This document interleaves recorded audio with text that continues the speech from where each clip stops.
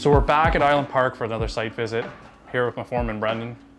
Brendan, what have we been doing the last couple of weeks? So we're getting there with framing here. Now we're done all of our framing. We're doing our back framing. The only thing we're waiting on here is steel to pick up this massive beam that spans the whole width of the house. Basically the way we're doing that is there's gonna be a beam that comes up here, or sorry, a post that runs from this beam to that beam. Then another post that comes down to the beam down here. We had the cantilever in a little bit because there's a fireplace here, and we just had no room to put our post. So we're going to be running that post all the way down to the foundation and bolting that down. Same thing on this side. Post comes down.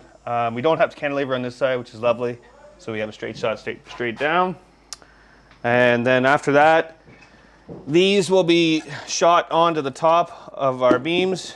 Obviously not 2x4, it'll be 2x6. So we can frame our wall and then get to installation. So we've had quite a few conversations with our structural engineer. Our original plan was to run everything straight down all the way, but once we opened up the wall, we found out the chimney's actually inside, buried into the wall, which we didn't expect. So we had to kind of adjust part of that being the cantilever to bring it in. We don't want to hit the fireplace downstairs, so we have to do that. There's actually an uplift consideration because of the wind blowing against the side of the house like this. It can actually rack the house and cause an uplift, so we're having to bolt to the foundation, which is unusual but not unexpected. Brendan, what else have we been doing over here? I noticed the dormers all good.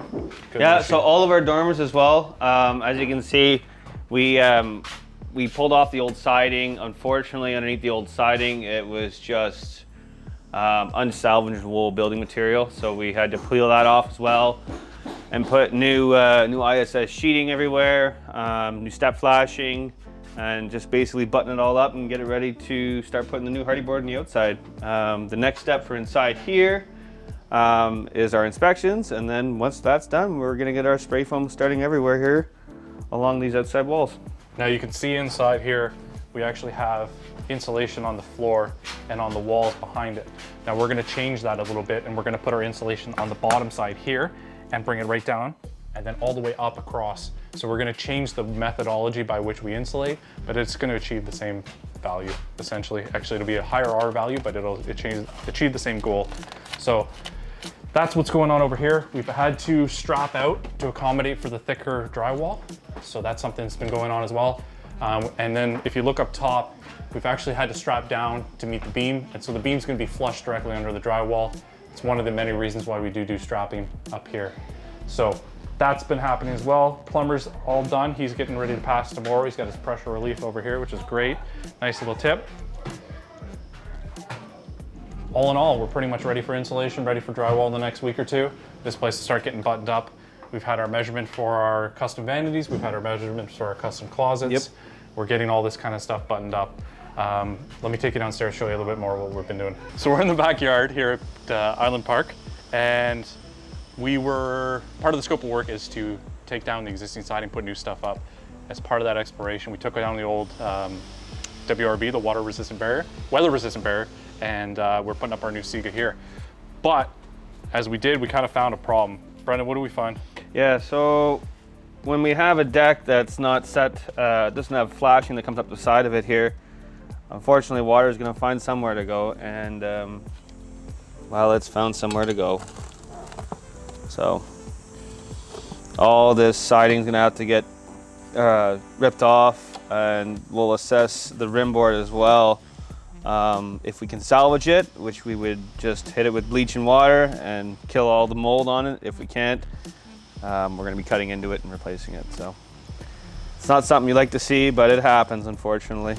So the real hazard here is the rim board, which supported the floor joist, was just put in with nails and not enough nails. Not that there is enough nails, but really there should be a lot more. We have 24-inch spacing on our joist, which isn't a big deal in itself, but the fact that they're 2x6s means they're overspanned.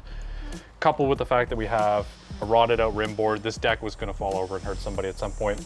Not to mention the fact that we can't just cover this up. We have situations where the rim board is completely gone and holes have been showing through. Under the door, it's completely rotted out. So this is obviously impacting the scope of work quite significantly. So what we're going to focus on, like Brendan said, is taking all the bottom foot of the sheeting off, replacing what we need to replace, structurally supporting what we need to structurally support, and then putting everything back better. be honest. So things don't always go to plan. There was no way to really tell from the top, but it really speaks to the fact that you got to really protect when you put a rim board for a deck onto an existing structure. You really got to be careful to water protect and weather protect. The snow driving underneath was obviously the main culprit, not just the water, but real serious problem here we're going to deal with. So we're going to get this fixed up, and I'll show you next time how it's all been repaired properly. One of the other challenges we've had with this renovation is getting our plumbing, ductwork, electrical from the basement all the way upstairs. So this is one of the notes. One of the ways we've been doing it is we've stuck our ductwork in the wall. We have an existing cabinet that was here. And so what we're going to do is fur this out, bring the cabinet in the same location slightly forward just to accommodate for the ductwork. And then rather than put the upper cabinet back, we're going to bring the drywall right down and face onto the cabinetry so that we're able to reuse everything and not have to spend money on new cabinetry trying to match the existing countertops. It becomes quite the hassle. Likewise over here, we're going to reclad these beams to match the countertops the cabinetry because they didn't before. And with our new ceiling heights, we're going to have to adjust our crown profile just because we're a little bit lower than we were before, but ultimately not a big deal. Brendan's a very capable carpenter. He'll get this done for us, no problem. We've already got our site hardwood delivered. So this is going to be site finished hardwood, which is unusual for us. We prefer to do new stuff whenever possible, but the clients insisted and we're more than happy to make them happy. So we've got all our stuff starting to acclimatize for the next couple weeks. This is the existing old cabinet that goes there. And we're just kind of cleaning up everything as we go. Next steps, insulation, drywall, and before you know it, we're going to be out of this place. We've got to deal with that structural issues we've been finding. We had a few plumbing issues, a few electrical issues, nothing major that we can take care of. But all in all, this has been going relatively according to plan. So I'll give you guys an update on the next project, on the next video on the project. But until then, see you next time.